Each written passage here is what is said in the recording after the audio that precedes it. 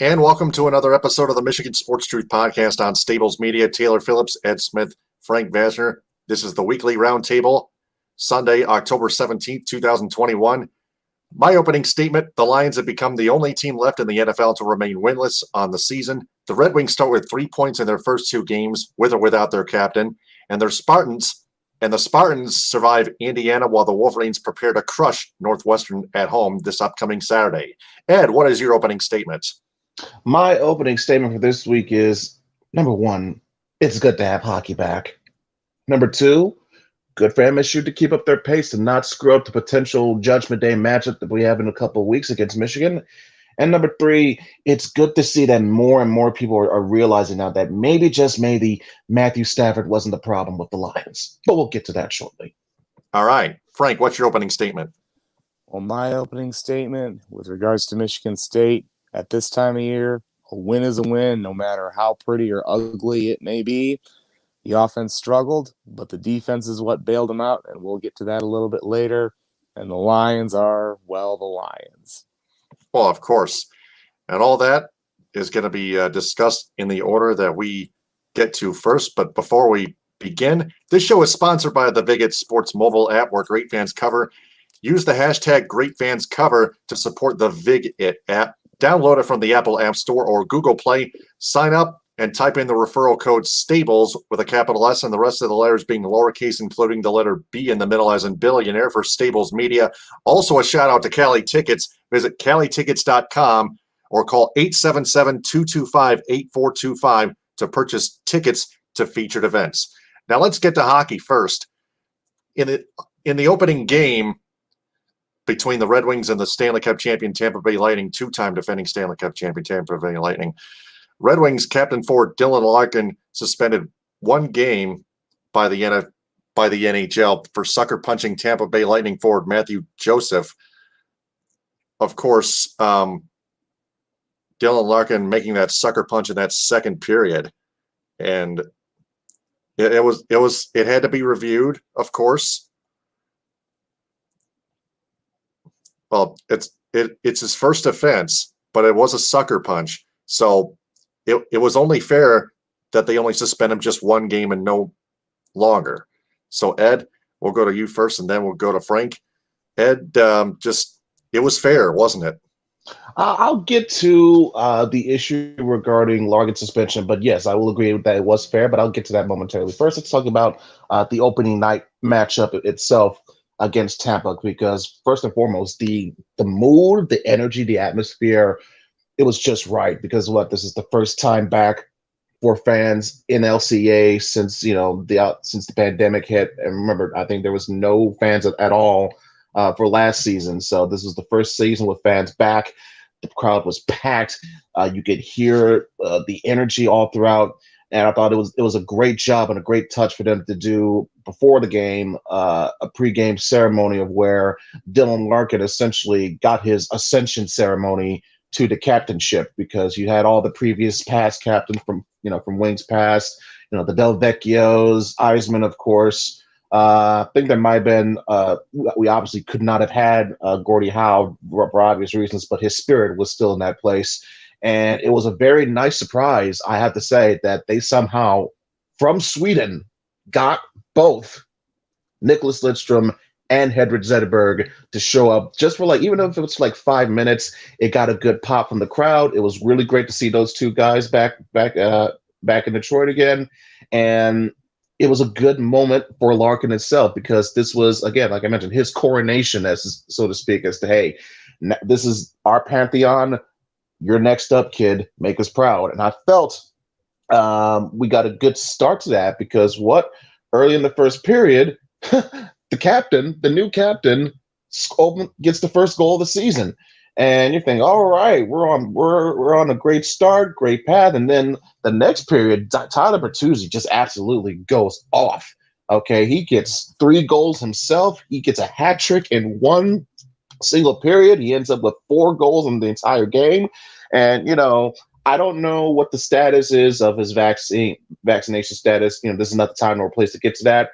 But, it would suck a lot to see him not be on this roster in certain crucial games, because we see what he brings to the table. That was clearly evident in just this one game alone. You're seeing the new young guys like Sider and Raymond. They're getting their first points, their first career NHL points. Everybody's contributing, and there's the team, not known for doing well offensively. They got some goals. I mean, even Bertuzzi himself, one of his 3 goals in that second period was a power play goal of all things. So it was good that we were seeing the good, but then of course came the bad, and I think you could say the bad and the ugly as well. I think if you want to get straight to the ugly, get that out of the way. In terms of the Larkin incident, I will note and I will defend that Larkin had every right to retaliate, because that hit from Joseph was uncalled for. Larkin got boarded with his head hitting into the boards or into the glass area. That was not a good look, not a good hit, and Larkin was pissed, and understandably so. So I have no problem with him retaliating. I'm surprised he was okay. Yeah, that could have been a real scary moment. Yeah. But I can't agree on is no, shouldn't have punched him.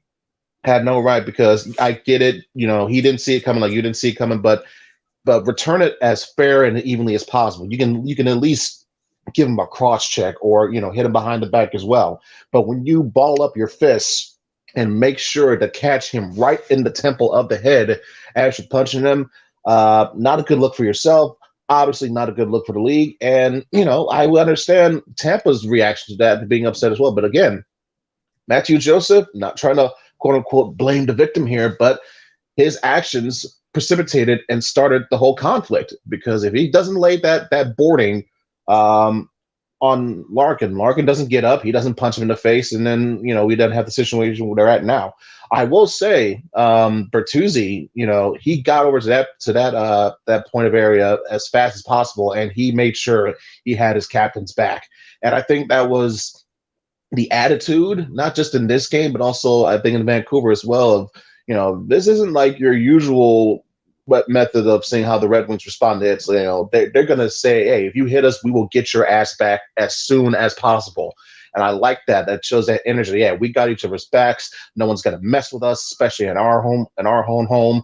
That sort of type of thing. That's going to build a bond and a chemistry between the team. And I like seeing that. I like seeing Bertuzzi showing out for his captain the way he did.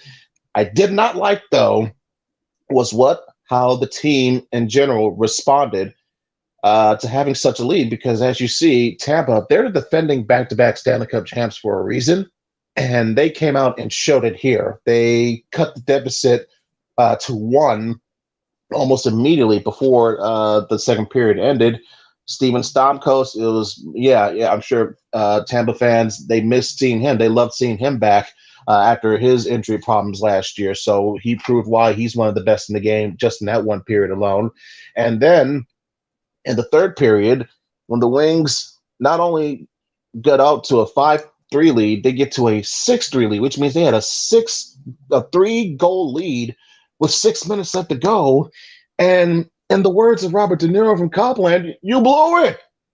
You blew it. There's no excuse in the world for giving up 3 goals in 6 minutes. There's no excuse in the world for not having, whatever you want to say, this is on the coaching staff, this is on the players, whatever it was. This was a combined effort. Bad defense, bad goaltending, bad everything. You cannot blow a 3-goal lead in 6 minutes. I don't care what this 2 3-goal leads. Yeah, 2 of them, but especially one when you got it with 6 minutes left to go, and it's the third period, and it's in your own house. You cannot do that. So they completely screwed the pooch on that one, and Tampa, just riding that momentum, took a ride in overtime. And frankly, if you have a team that cannot touch the puck or have some type of puck movement the way the Red Wings did not have in overtime, it doesn't surprise you when Tampa was the team that eventually scored the goal, because they controlled the whole damn thing. So there was a lot to learn lessons-wise from a team standpoint, from, I guess, if you want to say, perceived attitude standpoint or just a mental standpoint. But the Red Wings, they had some lessons they needed to learn in that game. And I think hopefully they'll use that to serve them well. And I think this was that first step in seeing that, last night against Vancouver. Much better start, much better control throughout. No, they only give up 1 goal this time, as opposed to 7. And Philip Zadina, already got what, he got his first goal again, a power play goal. So that's 2 games now, 2 power play goals for the Red Wings.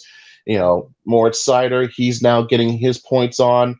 Bertuzzi had another point as well, assisting Sam Gagner on the empty netter that put it away. So there's things that give me some positive hope about, but there's obviously some still bad mannerisms, still bad habits that this team has just got to get over with, and they have to cure, and it's not going to happen overnight. But on all, it's a mixed bag, but I like the progress that we're seeing from the team. But it's going to be unfortunate, though. Well, it's not too unfortunate because, again, you only missed Larkin for this 1 game, and maybe hopefully that'll be a learning lesson for him. I hope for his sake, I want to see him keep that aggression. I got no problem with him showing that kind of emotion. Just be smart in how you retaliate. It's not the fact that you retaliate, it's how you retaliate. He's got to keep that in mind going forward. Yeah, absolutely. So the Red Wings won that second game 2-1 over the Vancouver Canucks. Was it better defense, or was it just the Canucks being terrible under GM Jim Benning? Could be a little bit of both, but if you're the Red Wings, you take that because you needed a morale boost from the aftermath of blowing that game the way you did against Tampa. So if you take it against a team like Vancouver, that's fine, especially if it's only 1 game out of the whole season. It's early on, and you get Larkin back the next game anyway. And from like the guys I mentioned before, Zadina, Seider, Bertuzzi, they're all stepping up and making plays in absence of the captain. So that's what you want to see from your team, showing that, hey, that's our guy, that's our most important player, but we can still be a good team without him. I like that mentality. It showed in this one. And you got your first win of the year. You can't complain about that. Yep. 1-0-1, 3 points in the last 2 games. Frank, what are your thoughts? Well, obviously, we could see the offense is really clicking through the first couple of games. We saw it against the Lightning with Tyler Bertuzzi scoring 4 goals. I mean, as for the whole deal with Dylan Larkin, look, while I will admit that the hit by Mathieu Joseph was BS and that the NHL Department of Player Safety not doing anything is a crime in itself, that doesn't excuse Larkin to go and haul off and sucker punch the guy. Nope. I mean, if you want to engage somebody in a fight, there's a proper way to do it. He didn't do that. So he got what he deserved. He paid the price. But still, the fact that the NHL doesn't do anything to Joseph really shows, how do I want to word this? A stance on where they're at in terms of hits of this nature. Because I'm worried that this could turn into a Todd Bertuzzi, Steve Moore incident. That's the and we first don't want thing. Nobody wants that to happen. Yeah, that's what immediately I thought of when I saw Larkin hit him in the head like that. I was like, ooh, imagine if he had a stick. Yeah. Yeah, it could have been the same as Bertuzzi and Moore, but it wasn't, thankfully. Yeah. So, I mean, both were okay. Of course, as for blowing 2-3 goal leads, I'm not really sure where to begin, whether it's on the blue line, the defense, or goaltender Alex Nedeljkovic, who he had a rough night, but then again, Andrei Vasilevsky had a pretty rough night too, who in his end for Tampa. So, I mean, that could just been opening night jitters, but also the fact that the Wings allowed about 46 shots on goal. I think that shot suppression is going to be a pretty big issue. I'm sure somebody like Prashant Iyer is going to go into some detail about that a little bit down the line. So you'll have to stay tuned to him. But as for the win over Vancouver, I thought that was a nice bounce back. You get over that bad taste in your mouth of blowing the 3-goal lead in game 1. You go out and win. And Zadina gets a goal. Robbie Fabry gets a goal. Moritz Seider, I believe, is leading all NHL rookies in scoring with 3 points through 2 games. So you're seeing some positives there, but there's still a lot of stuff that's got to be cleaned up. And am I confident that it's going to be cleaned up? Not really, because, look, you guys know where I stand with Jeff Blashill as the head coach. I don't think he's cut out to be an NHL head coach. Now, look, I know he hasn't had talent. Well, he's got better talent this time around. And if we're seeing more of the same results on a consistent basis, that's not going to cut it. So, that said, we'll see where it goes from here. Obviously, I'm kind of treating this season like I did with the Pistons in the first year of the Troy Weaver era. Let the young kids play. Let them get better. Let them contribute. Not going to get too worried about wins and losses. But as long as the young guys get better and hurt down the line, I'll be fine. Now, if they go out and look like crap consistently and guys aren't getting better, then Steve's going to have to make a change. But that's neither here nor there at this point. Yeah. Don't forget Cade Cunningham.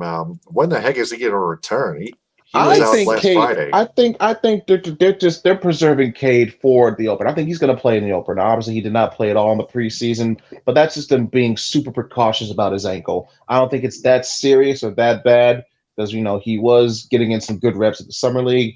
They're just being on the safe side, and hey, listen, we think you're good to go, but let's just wait until the opener. Yeah, I think he is supposed to play Wednesday in the opener. Yeah, there you go. And it's against Chicago, too, so go figure. Yep. Mm-hmm. Can't wait for that. Pistons and Bulls, I think. Is it at home or on the road at United Center? I believe it's at home from what I remember hearing on the radio. That's going to be at LCA, but I could be mistaken. Yeah, I'm going to look up the Pistons app right about now. The new Detroit Pistons app for 2021-2022. It is at home on October 20th. Well, there you go. Well, good way to start off a new era in a way. Yep, and then 2 days rest, and then the Pistons and Bulls meet again at United Center Saturday, October 23rd. Home and home set. That makes sense. Detroit and Chicago. Yeah, that definitely makes sense, those two teams. The rest of the schedule, look up on Pistons.com. So that's Red Wings and Pistons. Michigan State Spartans edged the Indiana Hoosiers 20-15 in Bloomington. They are now ranked 9th, and they have the bye week coming up this upcoming Saturday. Now, Frank, I know you're happy about this, but we need Ed's analysis first. So, Ed, the floor is yours on this one. Okay, I'll say this. I have a few short words to describe initially my thoughts on this game. It was ugly. It was sloppy. It was defensive. It was a slugfest. And frankly, it's a game that Michigan State needed to get out of the way and so they could focus on the bigger and better things ahead of them. I will say, though, they can't forget about everything from this game because there were some glaring holes or some apparent efficient weaknesses I saw for Michigan State, particularly on the offensive side of things, that would, if I'm a State fan, would have me at least a bit concerned going into Michigan. Now, I would say, hey, you got a bye week. You essentially have 2 weeks now to focus solely and get ready on Michigan while also making tune-ups to what didn't work and what went wrong against Indiana. But I will say Peyton Thorne did not look good at all for the majority of this game. He had a very, very, very subpar game compared to what I've seen him do the past couple of weeks. Jeremy Naylor was himself not much of a factor, but I will say in the offense defense and in Thorne's defense, the fact that he was able to recognize that and still get some plays, make some big plays out to Jaden Reed was crucial and key. And I think that could be another key piece to Michigan State's offense moving forward, that, hey, just in case teams are going to try to do their best to shut down Jeremy Naylor and try to stack the box to take out Kenneth Walker, you still have another weapon to go to, and it's Jaden Reed. Now, if whether or not MSU's coaches and play calling will adhere to that remains to be seen. But I will say that, the offense, they did what they needed to do. They got the crucial points. They were able to get touchdowns when they needed, more so than Indiana. Indiana, for the most part, kept settling for field goals. And by the way, that should be a credit and a testament to MSU's defense as well. Because despite the inefficiencies of their offense, despite, the bad mistakes, for example, like Thorne throwing an interception, MSU, they did not fluster. They did not stumble. They were able to get some of their own back. They got takeaways of their own. They got an interception of their own. And in terms of efficient red zone defense, they really held Indiana down and forced a lot of field goals as opposed to they gave up only one touchdown in the game, whereas MSU's defense scored a touchdown themselves on a pick six. And that was, frankly, in terms of point differential, the difference in the game being decided. So MSU's defense was the clear MVP of this one. They deserved the game ball because not only of how they held the game, kept the game in check, tight enough for the team to overall win, they helped provide the points that proved to be the difference in the game. So for that, they deserve a game ball. And the fact that they were able to find ways to win despite the neutralization of some of their best offensive weapons like Naylor, like Walker, um, again goes to show what Mel Tucker has done for the staff, for these players, and the wherewithal to know that, hey, listen, so our best guys aren't going today, so let's try to get someone else involved, see what they can do, because clearly they game plan on that. Let's catch them off guard with that. And I think they caught Indiana off guard greatly by getting Jaden Reed involved. So now there's that. We got that out the way. Bye week now, then it's on to Michigan. So there's still some things you got to focus on, try to tinker up on, but I would pay attention to how, if they're, the play calling, you got to do much better with play calling against Michigan than you do here against Indiana. B, you're going to be facing likely the same amount of, if not more, pressure from a defensive line in Michigan that you did against Indiana. And C, you have to anticipate that Michigan, what Mike McDonald has done with that defense and how the coaches have done their game planning. Yes, they have their obvious weaknesses as well, but they're going to be committed to making sure that, guess what, you are not beating us with Kenneth Walker. We're going to force you, and we're going to do our best to neutralize Jeremy Naylor. We're forcing Peyton Thorne to beat us. I think that's going to be Michigan's game plan when they face off on the 30th. We'll see who executes it better. But between knowing the players that Michigan has on their front four and their front line, and knowing that Dax Hill is at least their one shining star in the secondary, I could expect potentially just as same tough matchup, tough going against Michigan's defense than what I saw against Indiana's defense, if not tougher. So credit for them. Don't get in the win. Still lots to work on, but now you can rest, you can relax. It's the bye. But get ready and get focused, because now your biggest game of the year is coming up. Frankly, it's going to be your biggest game in years on the 30th. Yeah, and one of their other things to work on is their secondary defense. It's still not there. And they gave them some big plays too. But again, they were able to get a couple of interceptions, a couple turnovers as well, and one of those being the pick six. So there's positives and negatives to look at for how the secondary performed. Yeah. Frank, ugly win, but you got to take it.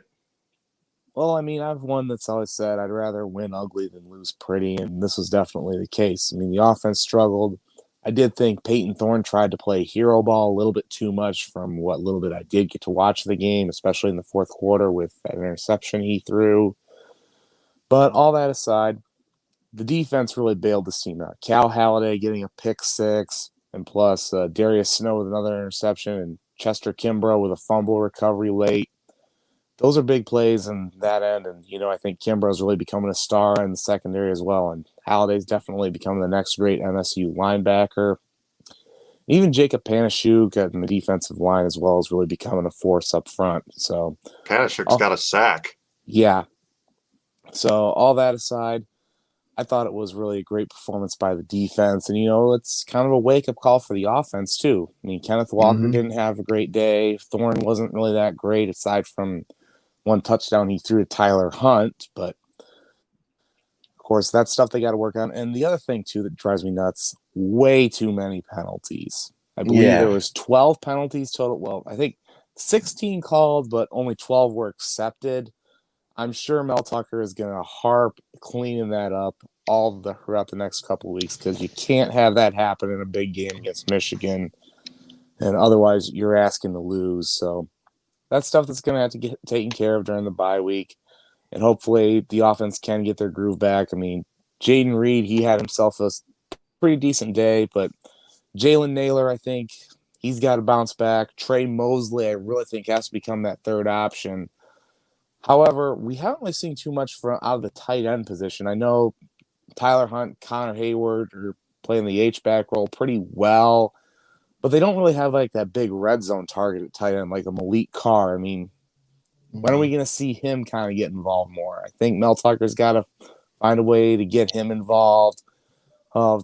have You him could meeting see with them. Jay Johnson and Ted Gilmore, all those guys. It's like, hey, we got a big dude we can throw the ball to, so let's You could get him also see in. them. You could also see them get Tyler Hunt more involved too, because then he had a trick play design where he threw the ball and Yes. then so and eventually he scored the touchdown later on in the drive. So I could see Yeah, them that was utilizing him and getting him again another X factor to look at in regards to getting ready for Michigan. They might. I don't know. I guarantee they probably didn't want to expose that play early. But in the game where you got to have it, you take whatever plays you make to put yourself in the best position to win. So, granted, it's probably a wrinkle they didn't want to show off until the Michigan game, but it's just something to utilize. That hey, listen, we have another guy we can look forward to in our offense, just in case our big targets don't get off. Yeah, exactly. Not to mention Peyton Thorne even threw a pick to give Indiana a chance to win it in the end, but Indiana still could not do anything or much with their offense, especially in the end. Mm-hmm. And Michigan State caught a break, and they escaped with a 20-15 win. So they have the bye week. Speaking of Michigan, they're 6th ranked and they're home against Northwestern. Oh, the Wildcats. Saturday at noon on Fox. Michigan's going to be just way too much for Northwestern. Northwestern stinks and Michigan's just too good. Just a total mismatch. Michigan's got the offense and the defense. Northwestern, you see how badly they played against Michigan State in week 1, of course. And my Viget scoring prediction is going to be Michigan 49, Northwestern 10. I'm going to start it off this way. Ed, you're next, and then we'll go to Frank. Ed, take it away. Yeah, not much to be said with this one. It's Michigan coming off of a bye, so it's a chance for them to work off some of their rust, while also looking forward to the big classic against MSU the following week. You could say this is a potential trap game, but I doubt it. This Northwestern team, they're not as good as compared to say Indiana, in my opinion, not as good as Indiana, not as good as Nebraska. Shockingly, they did beat Rutgers, which surprised me last week, or surprised me the other day. But still, I don't think they're that good to be seen as a potential threat to Michigan in this one. The Wolverines are 3-touchdown favorite for a reason. They're back at home after 2 back-to-back tough road games. The crowd's going to be energetic and hyped. I believe this is homecoming, if I'm not mistaken. If not, I could be wrong. But again, all that could be is going to factor into Michigan doing what they do best, running the ball, beat punishing, and their defense hitting you in the mouth. So my bigger predicted score in this one, I will say, let's go Michigan 44, Northwestern 7. 44-7. Okay. Northwestern held under 10, huh? All right. Frank, what's your analysis and Viget scoring prediction? Well, I mean, Northwestern beating Rutgers was a bit of a surprise to me, and I did think that this could be a trap game with Michigan possibly looking ahead to Michigan State, but I don't think that's going to happen. And plus, Northwestern just doesn't have the horses to win a game like this. So my Viget predicted score is going to be, I'll go Michigan 42, Northwestern 13. Northwestern will probably score a garbage TD late. Michigan will be a big, and Harbaugh will basically call off the dogs and say, that's enough, guys. We don't need to get anyone hurt for next week, so they'll take care of business. Yeah, good point. Got to rest up for Michigan State the week after that. So that's Michigan. Except their men's basketball team, top 50 prospect 6'7" Jet Howard commits to Michigan Wolverines, their men's basketball team, to play for his father, head coach Juwan Howard, starting in the 2022-2023 season. So, Ed, this is family appropriate in totality, and they're both going to represent Michigan in the near future. It is. I mean, it's obviously not a surprise when you factor in he is. Well, first and foremost, he's a well-regarded recruit, and number two, right, your dad is the coach of the team that was at least recruiting you. So it would make things a little bit awkward around the dinner table if he went somewhere else. But at the end of the day, that's Jet's decision, his own choice, and he decided, listen, I want to stay at home. I want to be with Dad, at least for a little bit, while I begin my next phase, get myself ready, do well in college, and then move on to whatever I want to do, NBA or whatever. But also from that standpoint, it's also helped solidifies another good recruiting, frankly, another great recruiting class that's coming up. We've already talked about what Michigan is going to bring to the table for this year. But remember, they're still building and reloading for down the road, and that starts with next year and continues with next year as well. So I can't think of anything else positive to say because we've gotten an absorbent amounts of it. Frankly, since day one of Juwan Howard's tenureship, and I hope it lasts as long as possible. Good vibes, good vibes that he's brought to the team, to the program, and to the university. Because I thought he had a very hard act to follow, being the immediate guy after John Beilein. He's already well above, surpassed my expectations, and this is year 3 now going into it, and you can argue he has the team around him that has what it takes to, knock on wood, win a national championship or at least compete for one.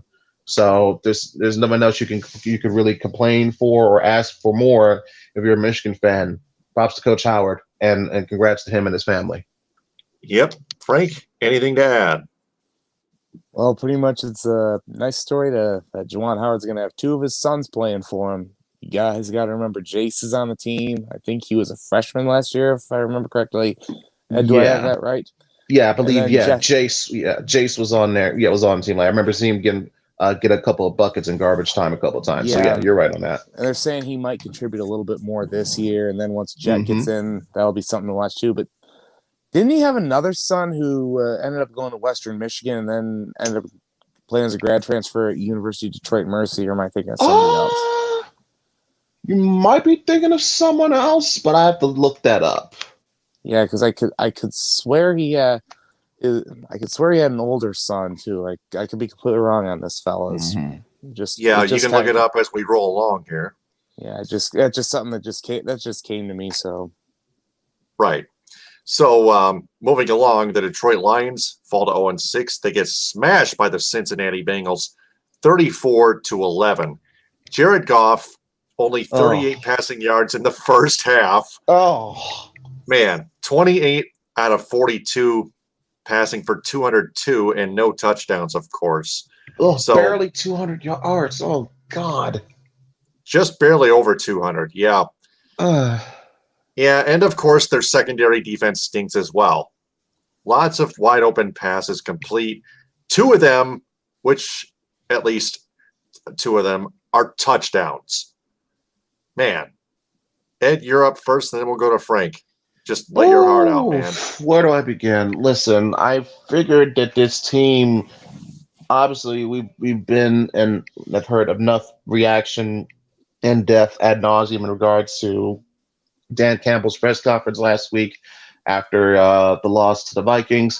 And you would think, hey, the attention that it's getting, the buzz that it's getting, that maybe, just maybe, this team will come out motivated, show some more fire, show some heart, at least because their coach has shown it for him. Maybe they're going to return and reciprocate it.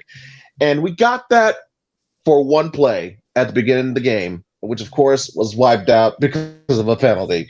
And then we got more offensive penalties. Penei Sewell did not have a good he had a very mixed bag at best game.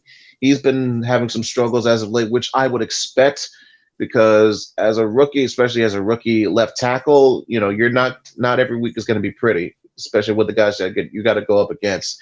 And maybe he's thinking too much of him moving back over to right tackle. Got a penalty too.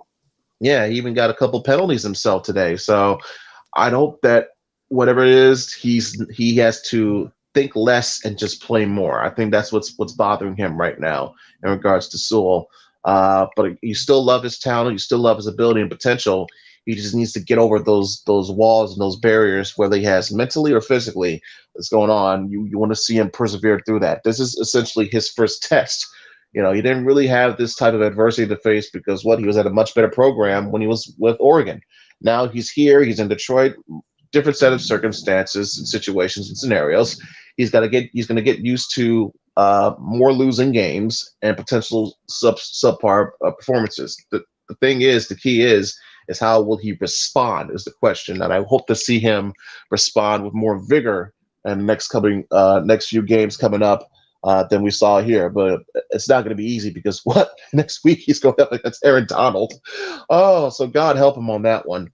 But we'll get to that in a little while. Now, as for the game itself, there were some things that I saw elements that reminded me of the story of what the offense reverting the playbook a little bit, get the running game more established, all that sort of thing. And we saw it working in spurts, but when it came time, you can rework the playbook all you want. But at the end of the day, if your quarterback cannot make the plays for you or help get you where you need to go, what the hell else can you do? There's nothing else you can do. Playbooks are one thing, but seeing the players on the field play it out is another. And I'm sorry, like, this experience with Jared Goff has been beyond brutal. This whole year has been beyond brutal with Jared Goff. And I get it.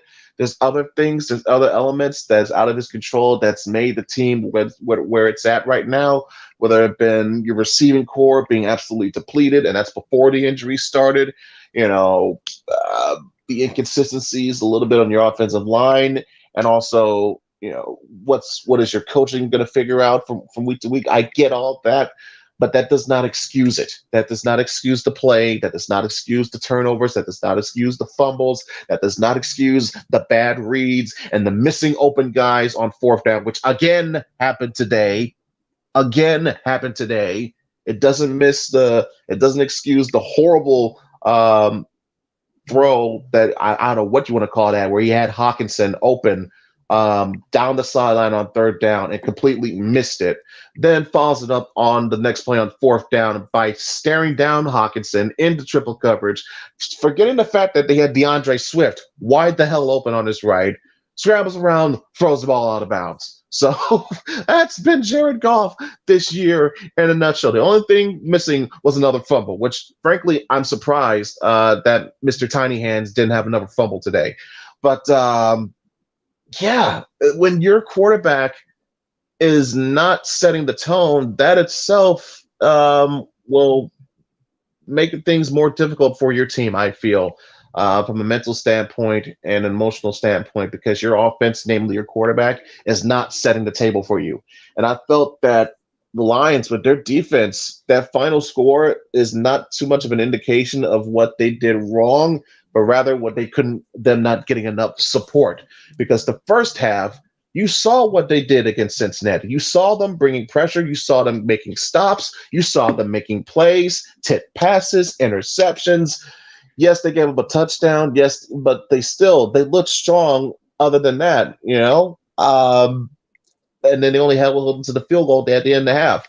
When your offense is playing as poorly as that, there's only so much that your defense can do before they eventually break. They did a lot of bending, then they finally broke in the second half when it was clear and obvious that this offense, 3 and outs, quick drives, not producing any points whatsoever, which in turn is going to put your already overtaxed defense back on the field again and again and again, tire them out even more. And it's not a surprise that we saw the score that we eventually saw, that we saw Jamar Chase doing what he did against our secondary. It's not a surprise to see them give up 34 points. It's not a surprise because this is who they are. And that was even taking into account the injuries that have plagued this team before.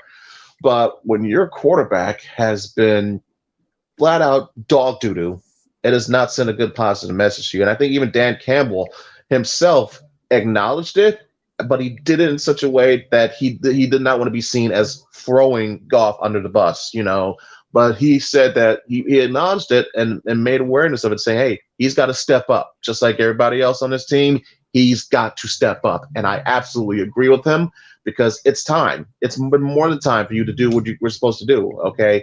Remember, there were actually some people on Twitter saying that, listen, hey, man, Jared Goff, why do you say you want to take Stafford over Jared Goff? Jared Goff won some playoff games. Jared Goff went to a Super Bowl. No, sir. Jared Goff's defense got him to that Super Bowl. Jared Goff's team, his running game, got him to that Super Bowl. And we saw in that Super Bowl what happened. We have seen in games before he left Los Angeles and now that he's here in Detroit, that games without Sean McVay coaching him, we see what Jared Goff really is. This is now, his 13th or 14th game without Jared Goff as his head coach, and he's lost every single last one of them. Yeah. So I don't know if you gotta, run up, start getting David Blau ready with reps in practice. And I'm gonna say this again. I'm glad more and more people are saying this online on Twitter. I will call Cam Newton if I had the chance. If I was in Sheila's ear, I would say pick up the damn phone and call Cam Newton right now, because this is unacceptable. This is garbage. This is crap.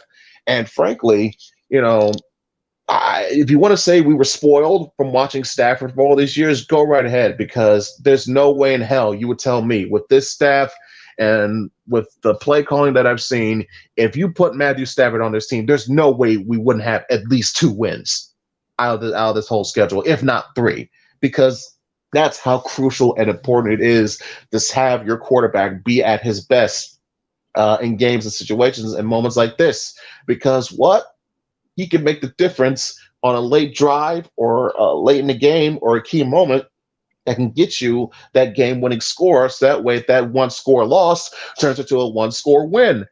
That's the key difference right there. That's why the Rams went all in what they did and doing what they did to get Stafford for a reason. And we're seeing it play out week in and week out, not just here, but over in Los Angeles as well. The dude went out and had 4 touchdowns in the first half. He had a 128 passer rating. He had a no-look touchdown pass to Cooper Kupp. He sat out the fourth quarter because his team was up by so much. That's some Steph Curry Golden State Warrior shit, and he's pulling with the Rams. Oh my goodness! I can't wait to see what he's going to do next week. I really can't. Well, I'll let Frank get to that, and then we'll get to the Rams review. But oh my goodness, I got something to say about that. Before you do, I had one guy earlier, Jack Callahan on Twitter, one of those fans defending Jared Goff. He said, replied to our Twitter handle at Michigan_truth. Dude, come on. He's doing way better than anyone expected him to do. He's a New York sports fan. He's a New York sports fan, and he doesn't watch freaking Lions games. I bet he doesn't even watch the Giants. Please. How the hell can you come up with that observation after 6 games of this? Yeah, do more fucking research, Jack. Jesus fucking Christ. Man. Either do more research or stay in your freaking lane. Frank, now it's your turn. I'm not sure how I can follow that up, fellas. Holy smokes. But look, I did get to watch some of the game today. And look, it's kind of more the same old deal. Look, Jared Goff has got to play better. Even Dan Campbell said that. Now, I will acknowledge that he doesn't have the supporting cast that he had in Los Angeles with the Rams. But still, you can only use that as a crutch for so long. You got to step up. It's nut up or shut up time if you want to win games in the NFL. I get that there was a mess here when you got here left by the previous regime. I've called it a fast food restroom that was basically left filled with feces, and you have to clean it up. Still, go out, win some games, especially against bad opponents as well. I don't think the Bengals are really that good. I know Joe Burrow is a decent quarterback. I know Jamar Chase is a great receiver. How can you lose to the Bengals like that? Oh, my God. 34-11. You couldn't score until the fourth quarter when it was garbage time. You got to do something. You got to play better. Couldn't score in a whorehouse. Oh, yes, that too. That classic line. But look, it's pretty much going to be the same deal. Got to play better every week. Guys got to get better. You can't be taking dumb penalties. You got to go out there and make plays.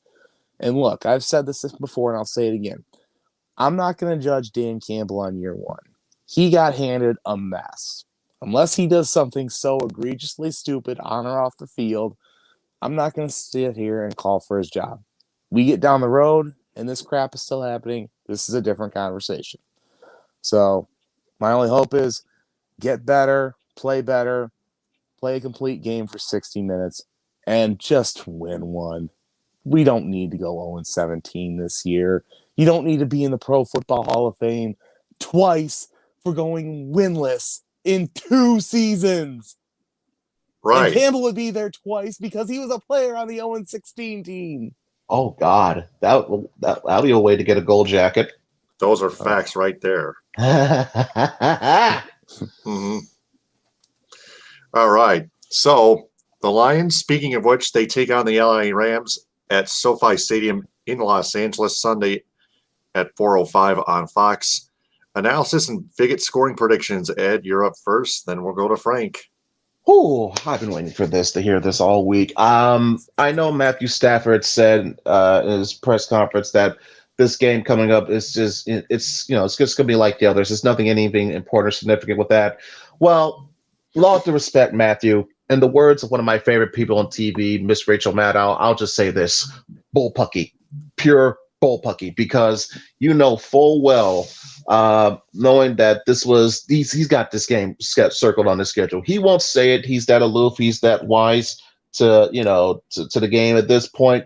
But the type of competitor that he is. He wants to prove a point. He wants to make a statement. He wants to say, "Hey, I'm gonna show everybody that's been saying, oh, why couldn't I win? Why couldn't I win all these years?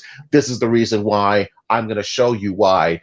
And the fact that forget what he's done all year with Cooper Kupp. The fact that he's getting with Cooper Kupp, the fact that he's getting Robert Woods now more involved, the fact that he has, whenever he does hook up with them, Deshaun Jackson, the fact that he's got a reliable tight end in Higbee, and oh, by the way, his running game hasn't been too shabby, especially what they're going to do potentially to this defense. And the fact that they're at home as well. Now, it would probably be another thing if we saw it, say, for example, if it was the Rams coming to Ford Field, things might have been a bit of a different atmosphere. But still, this is a team that's thinking of Super Bowl aspirations here. That's why they made this deal to go get Matthew Stafford and give up Jared Goff and those draft picks in the process. They got the defense. They got the supporting cast. They obviously got the coach. They needed the quarterback, and they got their guy. They got their quarterback. He's 5-1. He's got double-digit touchdowns. He's got 3 or 4 interceptions at most. He's made very few conscientious mistakes. He's, in my view, one of the candidates for MVP in the league right now. And when you also compare the fact that this is they played a team that's just as bad today in the Giants, and they mollywopped them. Just absolutely carpet bombed them 38-3. And it could have been worse because Stafford sat out the fourth quarter. If I'm Sean McVay, I don't sit Matthew Stafford in the fourth quarter next week. I have him put up video game numbers. I have him make a statement. I have him put up damn near 50 if I can, because I want him to look good for the MVP race. I want him to make a statement to the national media saying, hey, this is why I'm here. This is why I left Detroit. I'm here to do business. This is the reason why. And, I'm sure the Lions will do their best to play hard, but come on, look at the talent differential. Look at the quarterback differential. Look at all the factors that I've already mentioned that I probably have forgotten to mention here in this preview matchup alone. And I will be shocked if it's not a bloodbath. I will say that. So my bigger predicted score, call me Mr. Slappy, call me whatever, call me emotional. I don't care. I want Matthew Stafford to go the hell off in this one. So my bigger predicted score is going to be, I'll say Rams 49 and the Lions 10, maybe 7. I'm being nice by saying 10. Hey, that's not slappy at all. That's facts, man. Frank, you're up next. Well, to borrow a line from Michael Jordan in The Last Dance, this is what I think Matthew Stafford is going to be like before the game. He'll be like, all the stuff they said about how I couldn't win Detroit, and I took that personally, and I think he's going to take it personally on Sunday. I wouldn't be surprised if the Rams do put up a 50-burger in this one. He's going to go ham. He's going to be throwing touchdowns, and you know what? I don't care if people think that Sean McVay is being an asshole for running up the score. I'm just going to, Ed, sorry if I'm Price is writing you, but I think it'll probably be something more along the lines of Rams 48, Lions 10. How about 48-9? They get nothing but field goals. I'll just go 48-10. We're gonna see Stafford skipping down the field after every touchdown. I'll show you how to outbid him. I'll show you guys how to outbid him on the Price is Right. Rams 52 and the Lions 6. Oh God! Yeah. If that happens, wow.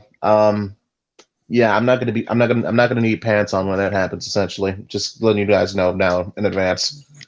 Hey, be it as it may, 52-6 is my Bigot scoring prediction. So those are all the teams that we have covered. Now, what we have learned, what I've learned, there are still football fans on Twitter that represent different teams, as well as the national media as well, but still coddle horrible teams like the Lions and horrible players like Jared Goff when they don't do any research whatsoever. They better stay out of our businesses and STFU. Otherwise, do some, at least even more research, please. Do one or the other. It's your choice. Ed, what did you learn? What I learned is that I'm completely done with watching Jared Goff as a starting quarterback for this team. It is a painful and nauseating experience almost every time out. I have learned that the Red Wings have some things to be excited and look forward to for this season, but it's still a long ways to go. And I have learned that Michigan State has proven themselves to be more than a capable team that can pull off ugly wins, and now it sets itself up for a massive super class Judgment Day showdown with the Wolverines. Yep. Frank, what you learn? Well, what I've learned is next week there's going to be something taken very personally by a former quarterback for the Lions, and it's going to be taken out on his old team. And as for Michigan State, October 30th can't get here soon enough. In the words of Bart Scott, can't wait.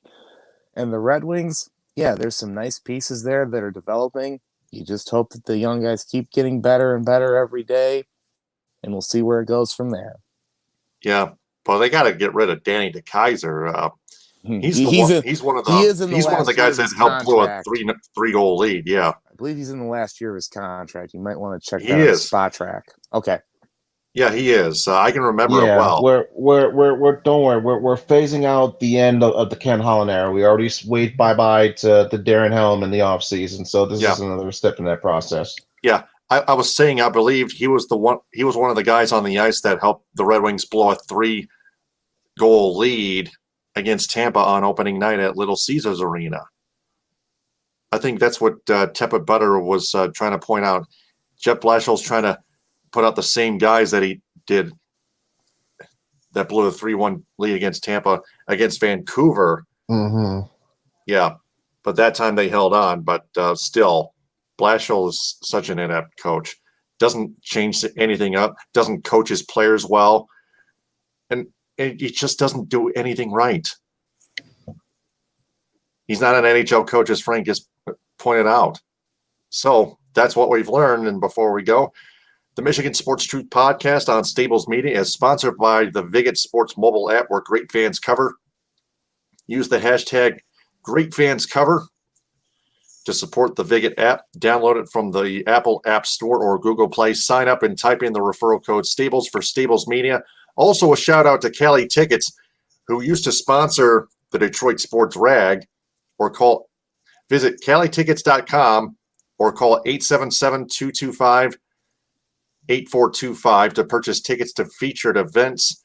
Our next episode, gentlemen, excellent job as always, next Sunday at 9 p.m. Eastern Time. Mm-hmm. Until then, for Ed Smith and Frank Vazner, I'm Taylor Phillips signing off. Follow me on Twitter and Instagram at DT2Phillips. Follow Ed Smith on Twitter and Instagram at EdSmith313. And follow Frank Vazner on Twitter and Instagram at Frank_Vazner, VAJCNER. And follow the show on Twitter and Instagram at Michigan_Truth. Like it on Facebook as the Michigan Sports Truth Podcast. And follow it on LinkedIn. Thanks very much for listening, downloading, watching, and sharing. And remember, the truth is out there. TTFN, ta-ta for now. Power of the people, hit them with a high, and we rest our case. Stay out of trouble.